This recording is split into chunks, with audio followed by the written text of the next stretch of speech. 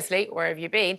And for those who are watching on telly and the radio, won't mean anything to you. I am wearing one of my favourite T-shirts. It tells you what a woman is. Woman, or women, for plural. Noun, adult, human, female. Very, very simple. What we always used to know what a woman was. But now, apparently, well, men can be women. They don't even have to have an operation. They don't even need to go any hormonal treatment. They can just put on a wig, a rather badly made dress, and say, I'm a woman.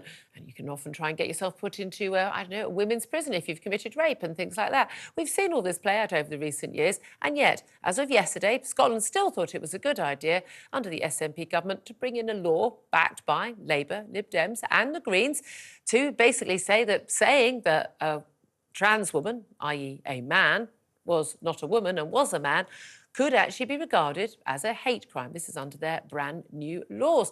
A new hate crime law, it basically criminalises people for stating biological facts. It was supposed to be aimed at stopping people being hateful, causing offence, being abusive. But it goes far further than any other laws we have seen. And even if you don't find yourself being arrested and criminalised, you could find yourself with a record for a non-crime hate incident, which you may not even know has happened, because someone who just heard you say something or read a tweet that you've written could decide that they were offended, and the police can record it without even questioning you. These are extraordinary times. I think Orwellian is not too strong a word. Well, J.K. Rowling has waded in, as we would expect from the Harry Potter author, and she challenged Scottish police to arrest her over a new hate crime law, as I say, that will criminalise, in particular, calling a trans woman a man. A government minister yesterday for Scotland confirmed that, yes, she could well be questioned by police for that. She basically sent out a whole series of tweets yesterday, the day the law came in, also, ironically, April Fool's Day, pointing out that actually, yes, these women that she claimed as women were not really women, they were men. And with the hashtag arrest me, challenged the police to come to her door when she returns to Scotland after her Easter holiday. I want to know, do you support her? Tell us why you do, tell us why you don't. Give us a call, 0344 499 1000, text on 87222 or get in touch on X at TalkTV. Calls are charged at the national rate. Text costs £1, standard network rate message. I'm very happy, Tom Slater, to share a prison cell with J.K. Rowling, our former guest, Helen Joyce, and many, many others who are refusing to back down on this. I think you've been a strong ally on this. You would be willing to do this all, but not just because it's about women's rights. This is about the right to speak truth. Absolutely. I think that's the most insidious thing about the way in which gender ideology is being enforced by this kind of woke censorship now, is that it's taking the kind of policing of speech and opinion to a whole new level. You take something like misgendering. It's not misgendering, correctly gendering. But it's compelling people to lie, not just to say things that they don't believe, but also to say things that don't comport with biological reality. That it means that to call a man a woman and vice versa. And even in to court, be in line a with the rape law. victim being required to say her penis and things like that. It's absolutely, it's depraved, morally speaking, in so many different respects.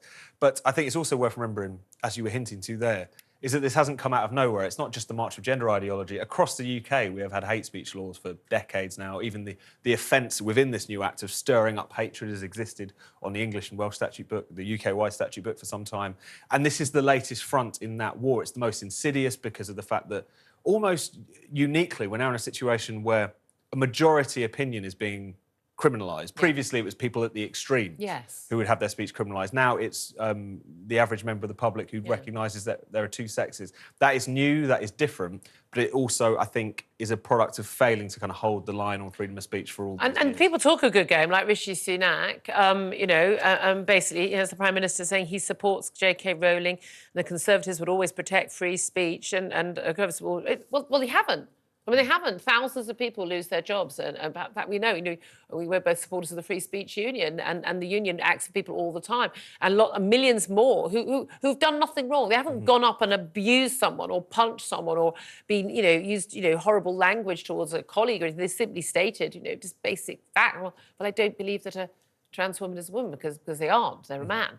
I mean, that said in that tone, in the canteen or in an office meeting, in a diversity training meeting, could get you the sack. And this is happening to people, but people who are not saying it, the millions of people who feel I can't take the risk. I've got a mortgage, I've got rent, I've got kids to feed. And the amount of people who are being silenced. But I don't think this overplays it. This is what happened. This is what happened in China under Mao. This is what happened under Stalin as well. People forget this is what happens in North Korea and elsewhere. This sort of mind control, forcing people to state things that they know are not true, is part of how you kind of break people. It's an incredibly insidious, dangerous thing to do, and people really need to stand firm on this. And this is not saying we should be abusive in any way to people who are genuinely trans. And I'm sorry, I don't consider people men who've raped a woman who then suddenly, after being charged, find it turns out I'm trans. Oh, give me a break. No one believes that, apart from the judges, it would appear. But this is just, and this, you can still be kind and respectful, but you shouldn't be required to lie.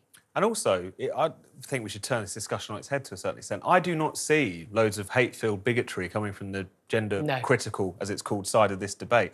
When you see the outright misogyny, the viciousness, the rape and death threats that come through, it's coming from one direction. It's coming from the extreme trans activists who aren't necessarily trans themselves. Exactly. I mean, who are waging this war on a kind of imagined group's behalf, as far as they're concerned. They might not even know any of these people that they claim to be fighting on behalf, because they have this deeply authoritarian nature, and it's become a vent actually for a lot of men in particular's misogyny, I think. So this isn't pro-trans, it's anti-women. And again, most people I know who are trans have actually said, who live their lives as trans, have said, we just don't want anything to do with this. We just want to be, live our lives quietly and carry on being members of society as they already were. Then let's also talk about where the Tories are right now. We just discussed that with James Hill from The Spectator. But I mean, more Tory plotting, we're told, about whether or not to oust the Prime Minister before the next general election, so after May the 2nd of the local elections, so 1 month today, looking on the polls to be very bad. Either people voting Labour instead of Tory, or Reform UK, we know they're garnering support more and more from Tory voters, or just simply sitting at home. But whether or not ousting the Prime Minister after that will actually help Tory fortunes is the big question. No, absolutely. And it's just, I think they're waking up to the fact that there are no good options at this point. It's been that way for a while, but still they're talking about, what about the local elections coming up? Not least because of the fact that if they lose a load of Tory councillors, as seems pretty nailed on at this point, that is a large portion of their campaigning sort of apparatus. So people forget that the people who go out and do the leafleting, the people who actually, are out and about, they'll be all sort of, miserable. They're not going to go out campaigning the next day ahead of another election. Especially if they've just lost their council seats, they won't want to go out and campaign in the general election necessarily. They're quite understandably going to be quite cheesed off about this situation. So as I say, there's no good options really. What would you do? What would you do if and it was a big if you wanted the Tories to survive? Is there anything they could do? Is there an alternative leader? Is there a policy? Because is it down to, if there's more chaos of a Tory leadership contest, that will actually put voters off even more? Or is it that people feel like, well, Rishi Sunak he can't be the leader that people would vote for? Or is it about, if he just came up with some policies? I think he talks the talk on loads of good stuff. But he doesn't actually put it into action. I mean, it's not entirely obvious to me that the Tories have a sort of right to survive at this point, given how much they've screwed up. But the one thing I would say was that Rishi Sunak had some sense of the issues that could really be a genuine dividing line with Labour, and also are genuinely important issues. Net zero, gender ideology. There are a few of these things which he could, if he wanted to, even cynically, really kind of lean into them. That would have had some sort of impact, because it would have forced the Labour Party to justify the unjustifiable in terms of national self-impoverishment with net zero, in terms of gender ideology. The problem is that he's still incredibly cautious. He still he wants to be a nice person. So you have to have the nice views of the nice people. Exactly, and he still wants to be invited to the right dinner party, so to speak. So, and also he's reckoning with the fact that a lot of these policies, talk about gender self-ID, which thankfully was never actually introduced in this country. If you talk about net zero, these are Tory policies, which a lot of Tory MPs still very much believe in. So it's very difficult for him to kind of wage a war on woke when that would involve waging war on half of his own parliamentary party. Yeah, absolutely. It's going to be fascinating. It really is over the next few weeks and months. Let's talk about what's happening abroad, because that's also impacting what's going on here with Gaza, of course. And the news this morning that 7 aid workers, including a Brit and an Australian, have been killed by, it is believed to be by the IDF, by an IDF bomb. Again, IDF, the Israeli Defence Forces, so they're investigating, and we don't know for sure. And again, we don't want to be in a situation as we had previously where claims that it was the IDF when in fact fact, it's not been them responsible. It would be bizarre if they had targeted these aid workers. It's believed these are the first foreign aid workers to have been killed. We've had a statement from the Foreign Secretary, David Cameron, while we've been on air.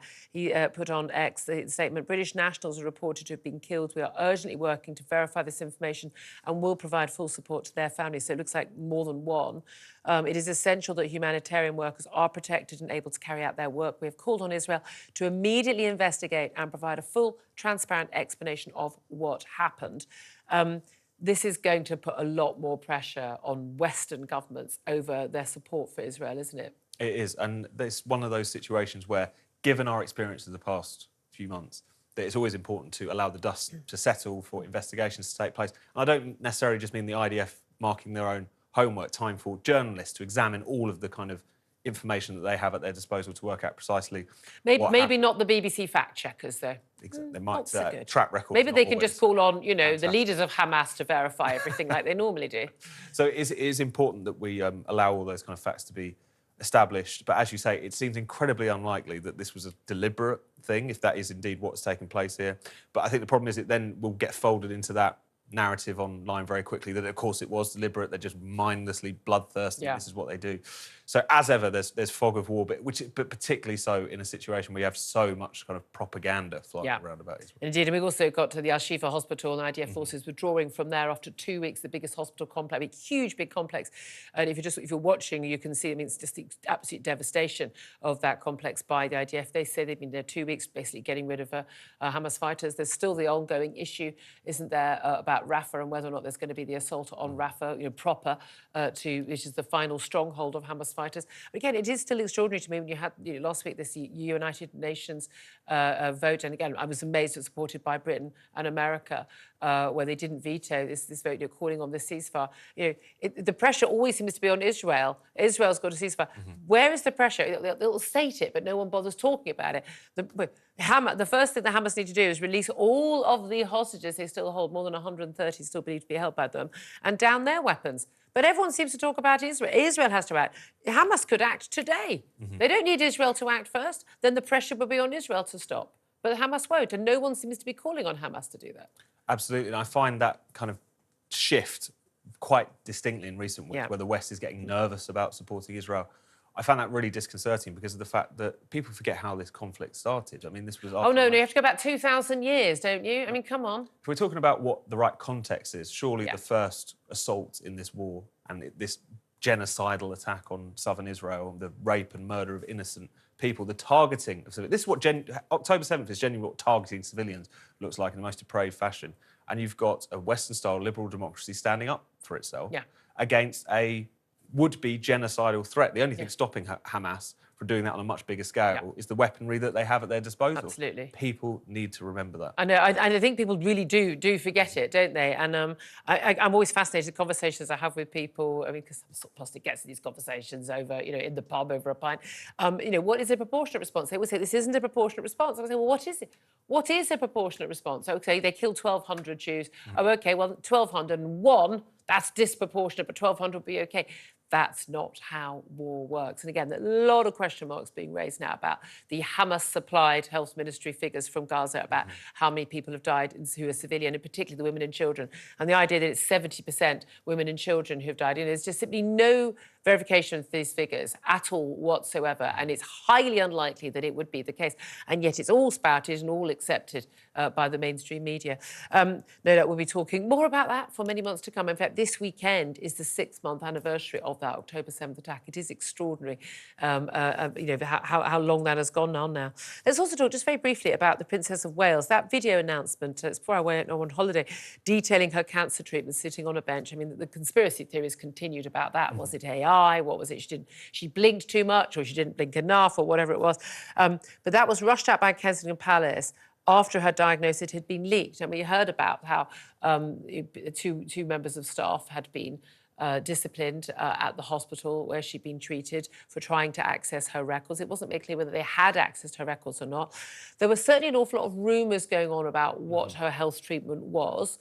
I certainly heard some from what I thought were pretty reliable sources. Again, it's not my place to put those out on air, and did not. but basically, she didn't do it to quell all these rumours. It was just that they knew the information about her health treatment had got out and they wanted to get ahead of it. I mean, this is... I think the Palace has handled this terribly, personally. I think they were always unrealistic to expect that people would last that long. I mean, I'm perfectly happy not to know information about her illness or see pictures of her. I think it's obscene that people who claim to be royal fans were demanding that.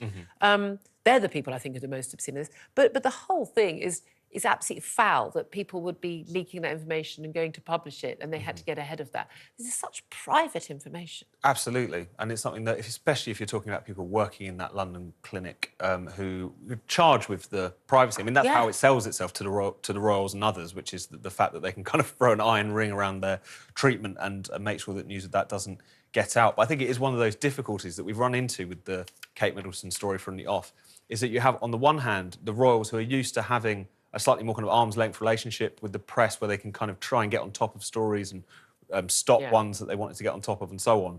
But at the same time, in this current age, there is going to be interest. There isn't always going to be that level of deference.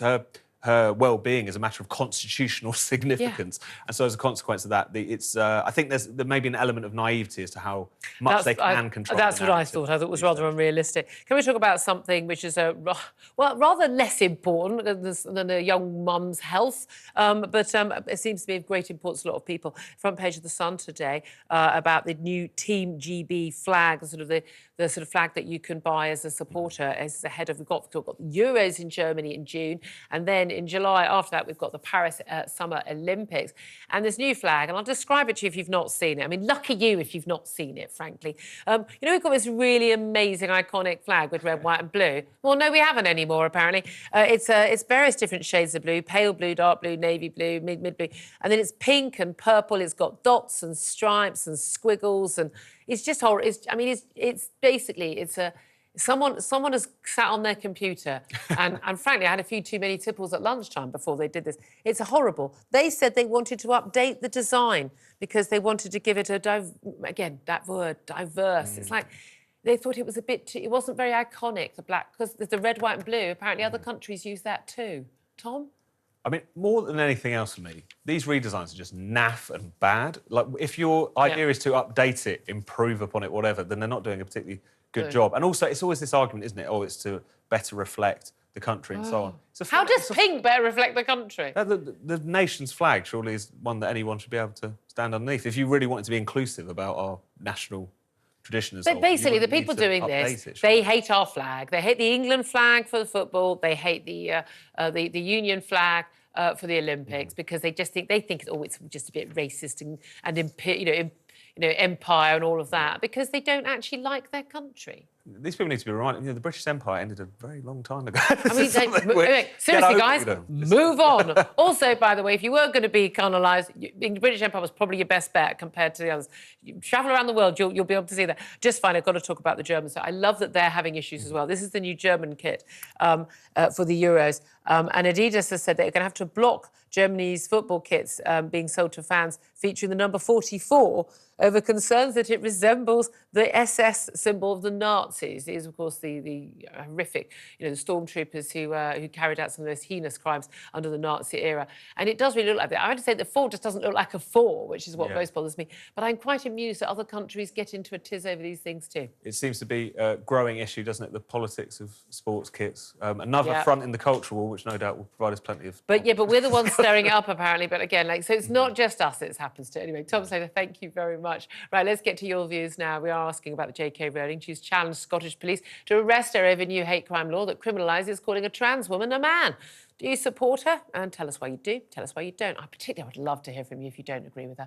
Give us a call on 0344 499 1000. Text 87222. Get in touch on X at TalkTV. Joanne says, it could be Joanne Rowling, could be JK, could be. Joanne says, keep fighting the good fight, JK. Honesty is what these people need to hear rather than validation of delusions. Heather says, this law is ludicrous. Calling a woman a man or a man a woman, some people need to get back to school again to learn basics. And Jeff says, as someone who identifies as a person above the law, I don't have these problems. I like that. You've also been getting in touch on the phones. Keep those calls coming in. Let's go to Liz, who is in Weymouth. Hello, Liz. Hello, Liz. Can you hear me, my love? Liz? Oh, we've just lost the line. I know what she wanted to say. She had said, why are there no urinals in the ladies' toilets? She wanted to say, well, why not? Yes, because fun enough, women, well, mostly. I have seen women trying to stand up and pee. Doesn't tend to work out that well.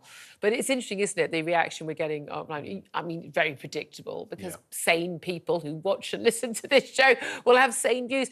But it is extraordinary how many people among the great and the good, the politicians, in the media. You know, we had Justin Webb on Today's programme on Radio 4 being formally disciplined for referring to a trans woman, i.e. a male, he said. I mean, he's got formally disciplined for that. It's crazy. And it's a reminder that this isn't just about people who watch TalkTV or read Spikes or who, have a firm and established position on these issues. This is one thing that the BBC, the Labour Party, even the SNP have never really grasped. Is the fact that even their own viewers, members, supporters are not on board with this agenda at all. And I think it's so overwhelming now, and it's so clear that whilst the elites have gone absolutely mad on this issue, the public are A, beginning to wake up to it, and B, becoming much more assertive in pushing back. And I'm just hoping that that's going to Absolutely. come to Well, we'll talk to Labour's Rosie Duffield, who's had an extraordinary time in Labour over her, again, expressing the views of the vast majority of people in this country.